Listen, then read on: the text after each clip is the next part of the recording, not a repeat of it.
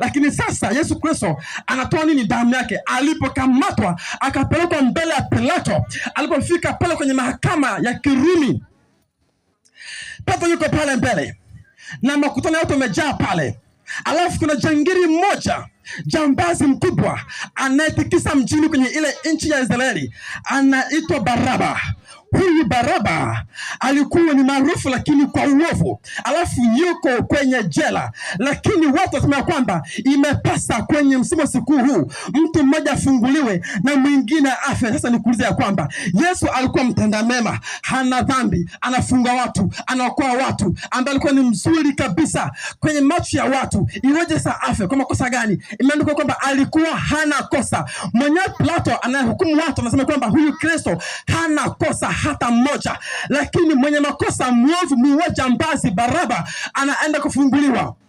Sikiliza, Wayahudi wakapiga kelele kusema kwamba mfungue Baraba, lakini mwondosha huyu afe kabisa.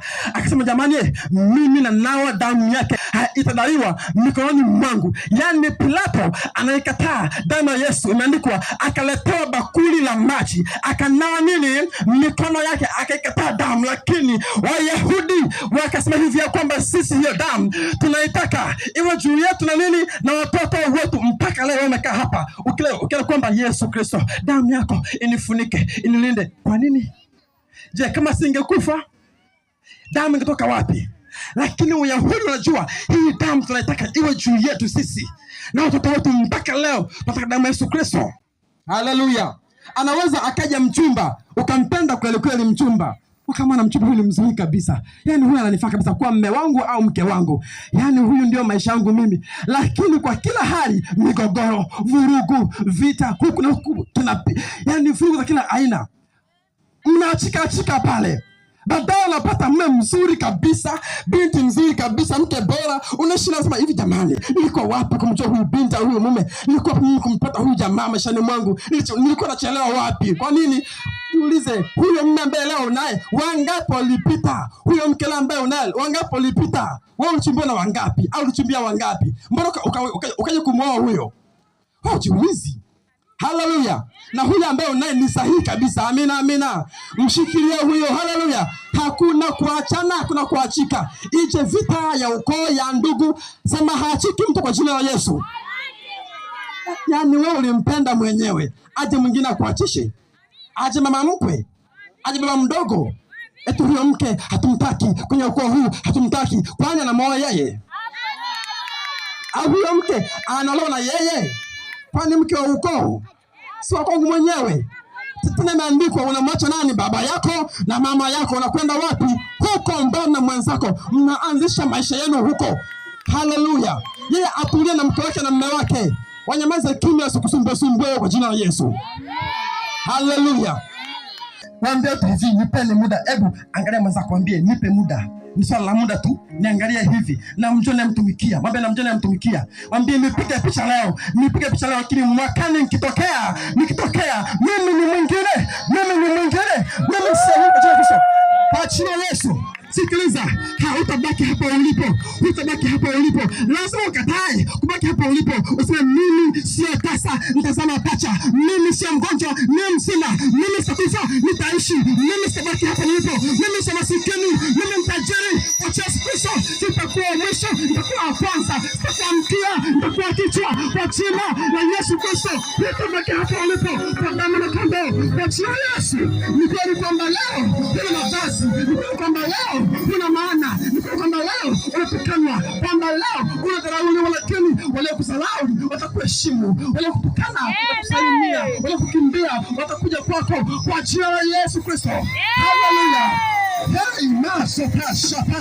Hey, katasha legapa. Paka nene mna kuinuliwa. Paka mzama kuinuliwa. Uinuliwe, ubarikiwe, uongezeke, ustawi sana kwenye fedha, kwenye malipo, kwenye chakula, kwenye watoto wako, masomo yao, kwenye shuleni wakafunguliwe, biashara yako izidishe sana kwa damu na kondoo. nyumba yako iwe na chakula kwa jina la Yesu. Mfuko wako usikose pesa kwanza leo na kutamkia upokee pesa. Mungu akufungulie milango. Mungu aende na wewe kama alivyoenda na wewe kama. Mungu aende na wewe kwenye kazi yako, biashara yako, mtaji wako. Mungu aende na wewe kwenye ndoa yako. Mungu akushindie ile vitako ofisini, akushindie ile kesi mahakamani, akushindie migogoro ya ndoa ya kazi, akushindie kwa jina la Yesu. Haleluya. Haleluya. Ni ajabu kweli kweli. Mchawi yupo kanisani anaroga kanisani kweli? Hapana, hapana. Madhabahu ya Mungu ni yenye nguvu za Mungu. Mchawi akifika pale ni kama inzi ambaye amesogea kwenye moto, lazima aungue kwa jina la Yesu Kristo. Haleluya, haleluya. Hawatakaa wachawi kwa Yesu Kristo. Na tupo kwenye mji huu wa Kibamba na Kisemvula yote tunakamata kwa damu ya Yesu Kristo. Wachawi lazima wafute mkia. Wakati hicho wafute mkia, magonjwa mtaua lazima wafute mkia. Wamepigwa, wameanguka, hawana nguvu tena kwa jina la Yesu Kristo. Lazima wachina wanawake wakolewe, wachina wanaume, watoto, wachie vijana waje kwa Yesu na wale wengine ambao. Haleluya, haleluya. Ndio maana kwenye familia zetu sisi unasikia kuna aina za uchawi kurithishwa, mikoba ya kichawi, ama kuna aina ya mizimu iliyoabudiwa kwenye ukoo. Huyu akifa ni bibi anarithi mjukuu mwingine, akifa huyu naye mwingine tena anarithi mikoba ya kichawi, ibada za shetani na uganga, watu wanarithishana. Sasa ya kwamba wewe peke yako ukichomoka, wale wengine bado hawajachomoka. Hasa nikuuliza wewe, mbinguni utakuingia peke yako, dada yako, mama yako, mjomba wako, nani wala anawaokoa? Paulo anasema kwamba ndugu, ukiimarika wewe imarisha na ndugu zako. Huwezi kuacha ndugu zako kule wanateketea kwa jina la Yesu Kristo. Kila mtu ana historia mbaya na ngumu na kutisha. Mama akasema hivi, hii haiwezekani. Kwenye ukoo wake upande wa mama wala wa baba hakuna hata mtumishi wala mchungaji wala mjue Mungu. Watu ni uganga, ni mizimu na vitu vingine. Yaani akizaliwa pale mtoto wanakuja wazee wa ukoo kuja kumpa jina, aitwe fulani, aitwe Mwaka Wangwalwe, aitwe Simelembe, aitwe Mantumu. Na mtoto ukimpa jina la kilokole, aitwe Mariamu, si Yusufu, aitwe Jackson, aitwe Elizabeth, katoto kanalia usiku kucha mpaka asubuhi, hakanalia kanakonda, hakataki hata kula. Kwa nini? Kisa tu jina. Kaangalia auje pale mbibi, niliwaambia mpeni jina la bibi mza bibi yake, mpeni jina tu. Sasa wale ambao hamjui Yesu Kristo wanakubaliana akipewa jina uitwe Wisiku, ndio jina la mama yangu, uitwe Wisiku, kanakula, kanapona. Kasema kabisa, nikasema kwa jina sasa hii haiwezekani. Ushetani huu hapana. Baada ya mimi kukoka nikarudi kule kijiji kama hii, natandika hivi vitu hapa na vingoa hivi vitu hapa. Katoto kanaanza tukua kanafurahi, kanakula, kanapona kabisa. Mambo gani haya mizimu yale? Vitu vya ajabu kweli kweli, majina, kujenga nyumba, kuishi maisha fulani, kilimo. Kwenye nakwambia hapo Mara, msoma hapo, kuna milima ipo kule, ni milima ya matambiko ya wazee wakubwa wa mji. Mvua inakaa hainyeshi. 2019 niko Arusha, njaa ilikuwa ni kali sana Mara pale. Wamepanda mihogo, mahindi, mtama haiende, haikui, hairefuki, inadumaa hapo, na mvua hasipo, kiangazi kikali sana. Mama anambia kwamba mwanangu, huku hali ni ngumu, njaa, chakula hakipo. Kwa nini? Mizimu na miunga pale imekataa, imegoma. Mpaka mchukue ng'ombe 10 au 7 usipungue hapo, alafu wazao zifunge kaniki nyeusi, waende kule mama kifua wazi, wazunguke ule mji, wazunguka mji ule kwa siku kadhaa, alafu waende kule mlimani wachinja ng'ombe, waende kulia, wakubwa wazee, tumekuja, mtu samehe tupokosea, tupeni mvua wazee, wakubwa mtusikie, wanalia pale, wewe ndio warudi kumvua inyeshe. Mambo gani haya? Lakini sasa hakuna namna, akachukua 10,000 kaweka pale. Akasema kama alivyoweka hiyo hela hapa, amejifunga madhabahuni, atamtumikia Mungu tu. Haleluya. Mpendwa, ilikuwa na ajabu kweli. Kuanzia pale nikafika nyumbani, lakini ukishampokea yeye, ile nguvu inakuwa iko ndani yako, ile imetulia. Unashangaa muujiza haifanyiki, njaa zinakusumbua, taabu zinakusumbua, laana zinakusumbua, uchumi mgumu. Kwa nini? Power ipo, ila huitumii. Nasikia ndugu yangu, power itumie. Haleluya. Sasa jinsi ya kuactivate ile power ili ifanye kazi ni by speaking in tongue. Wakati umejaa katika roho, umeingia kwenye kuomba maombi, ukianza kuna kwa lugha ile ratosha kayapa kama shatekepa, ugonjwa unakaa pembeni, usema unaingia unaomba tata shakota pa yama, lana inakaa pembeni, baraka zinaingia, mauti inakaa pembeni, usema unaingia unakaa pembeni, ndipo unapangua pale vitu kwa Roho Mtakatifu. Unakuwa unaomba katika roho, mikosi inaondoka, balaa inaondoka, mauti inaondoka, lana inaondoka, unakuwa mzima na baraka na kuinuliwa na utukufu na nguvu kwa jina la Yesu Kristo. Haleluya. Sikiliza, haya mambo mwenyewe unaamua ulale njaa au ushibe. Haleluya. Nataka kusema kwamba asiyekuwa na imani atakula mboga, lakini mwenye imani hula vyote. Mimi sio rastamani ndugu yangu, ya kwamba nakula tu mboga. Mungu wale jamaa ni wa Mungu wa mboga tu, lakini mimi nakula. Wewe kama huli kitimoto, shauri yako. Mimi naswa kitimoto. Kambale mwenye magamba mimi nakula. Sungula kwa mkongo mimi nimewafua sungula. Nagonga mimi sungula. Kaka tu mimi naswaga. Ije tambele, ije kunde, ije bamia mimi natandika. Wewe ndiye unashida kwamba eti kwamba mimi nikila nyama na vimba ushindwe, njoo kukuombea. Eti kwa nyama unavimba, nikila maziwa mimi na temeka hivi kama wewe. Maziwa vile matamu hivyo, yana protini, yana vitamini, nisile maziwa mimi. Mambo gani haya? Wewe sile ni mayai. Sasa wewe unakwenda wewe kwa daktari, unaambiwa eti kwamba wewe una vidonda vya tumbo, usile vitu vya gesi, eti Coca-Cola soda ilikuwa tamu soda, nisile mimi. Jamani, dagaa ni samaki ambaye ana madini ya chuma, calcium, kila kitu. Dagaa mimi alikuwa mtamu vile. Dagaa wewe ndiye mbaya hujui kumtengeneza, hujui dagaa kumpika. Dagaa mpashe maji moto kidogo, mkaange pale, muoshe pale, mweke kitunguu kidogo, kalimau kwa mbali, kitunguu nyanya, utakula wewe. Kwa jina la Yesu. Amen. Haleluya. Amen. Ndio ambao sile vitu. Kweli, daktari ananiambia mimi sile vitu. Mimi mayai usile, soda usinywe, maharage nisile. Hapana, mimi naswaga vyote kwa Yesu Kristo. Sikiliza, ukiambiwa unataka tumbo, wewe ndio unakubali. Mimi nakataa, sikubali. Vile tumbo vipitilie mbali kule. Maharage nitakula, magani nitakula, kitu mimi naswaga. Hakuna mboga kama misili. Hakuna kitu hata mimi mpaka hapo havile mimi nakula. Ati usile panya. Nakula vipi? Kwa sababu ukisoma ile hesabu sio tumeelewa kwamba hapa na uganga juu ya toto wala uchawi juu ya nini ya Israeli. Uje uchawi, tunakanyaga uchawi, uganga tunakanyaga, mapepo tunakanyaga, mizimu tunakanyaga kwa jina la Yesu Kristo. Haleluya. Hakuna uganga juu yako, hakuna kurogwa. Nikwambie wewe mwanamke, changamka sana. Eti unakuta kwamba nguo yako ya ndani imechukuliwa, unafunguka ndani, si ni kichupi nanika pale kinaondoka hakipo. Kisidilia vile barabara mazoea kisidilia hakipo.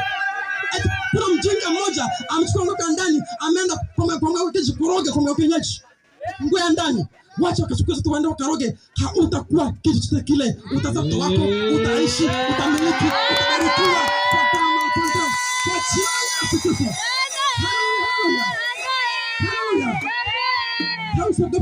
Vijana mpo? Makofi kwa Yesu vijana. Makofi kwa Yesu vijana. Shangilia Yesu. Shangilia vijana. Haleluya. Mama, uwezo wa Mungu.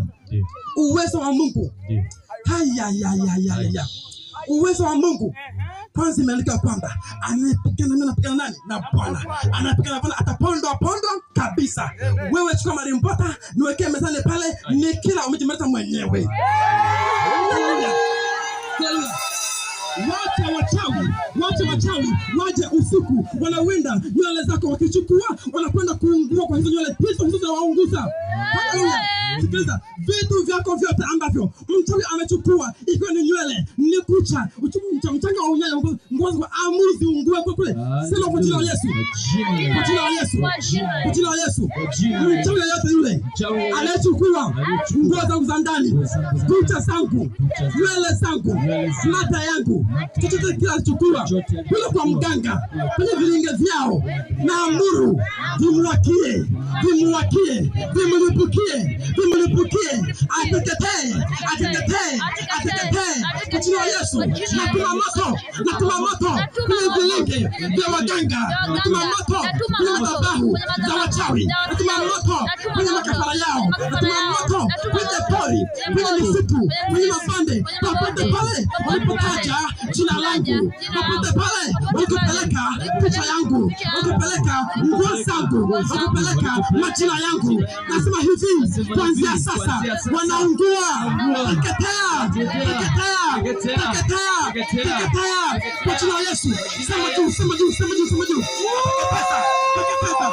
Anza kuomba, anza kuomba, anza kuomba. Teketeza. Sasa hawa Wayahudi wanateseka, wanapitia shida na dhiki kubwa, lakini wanaangalia kitu kimoja, kwamba katika maandiko matakatifu wamesoma kwenye vitabu ya kwamba atazaliwa mtoto, atakuja Masihi, ndiye mwokozi wa ulimwengu. Wanamtarajia huyu aje kuwaokoa na dhuluma na mateso na laana na ufisadi na kila dhiki na mahangaiko dunia.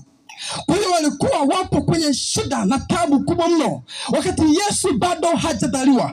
Wokovu wao ama msaada wao ama uhuru wao na nafuu yao ni mpaka Yesu ajazaliwe.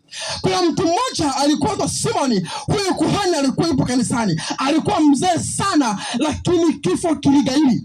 Mungu akamwambia kwamba hutakufa mpaka umwone Kristo, maana manabii na watumishi wengi walisikia ahadi ya kuzaliwa kwake Yesu Kristo, lakini hawakumwona, wakafa hawakumwona. Akamwambia huyu hatakufa mpaka amwone. Hivyo basi huyo mtoto akaja kuzaliwa. Sasa alipozaliwa akapelekwa hekaluni. Simoni kuhani alipomwona akasema, Bwana, sasa nimeona wokovu wako, mruhusu mtumishi wako apumzike kwa amani, ya kwamba sasa afe. Alikuwa anasubiria mpaka mwone Yesu ndipo afe, ajua kwamba watu hawa wokovu wamefikia, msaada umekuja, kufunguliwa kumefika, uhuru wao umefika. Nasema Mungu, sasa niruhusu nipumzike kwa amani. Lakini nataka kutamkia kwamba leo unapompa Yesu maisha yako, unapojitambua kwamba mimi na Kristo ndani yangu, wataanza kupigia simu tena, watakutafuta kwa jina la Yesu Kristo. Hata kama ulikuwa chini, imeandikwa kwamba Bwana huwainua watu kutoka chini mavumbini wakati juu na wakuu. Kuanzia leo kwa Yesu Kristo, ukae juu kindoa, ukae juu kiuchumi, ukae juu kikazi, ukae juu kimaisha kwa jina la Yesu Kristo. Haleluya, haleluya. Wale waliokataa, walikuwa ni dhaifu, huna nyumba, Bwana akusaidie, Bwana akutokee mara moja, Bwana aingie maishani mwako, anza kusaidia, utajenga. Bwana akusaidie, ununue kiwanja, ujenge, ukae nyumbani kwa jina la Yesu. Haleluya, haleluya tena. Amechunda sana, umekuwa kama nyanya mbichi sokoni, wanaume hawakuoni, hata ukipita pale husikii hilo, unapita kama hawakuoni vile. Akupatia mume bora, mume mzuri, atokae kwa Bwana. Haleluya, haleluya tena, haleluya tena.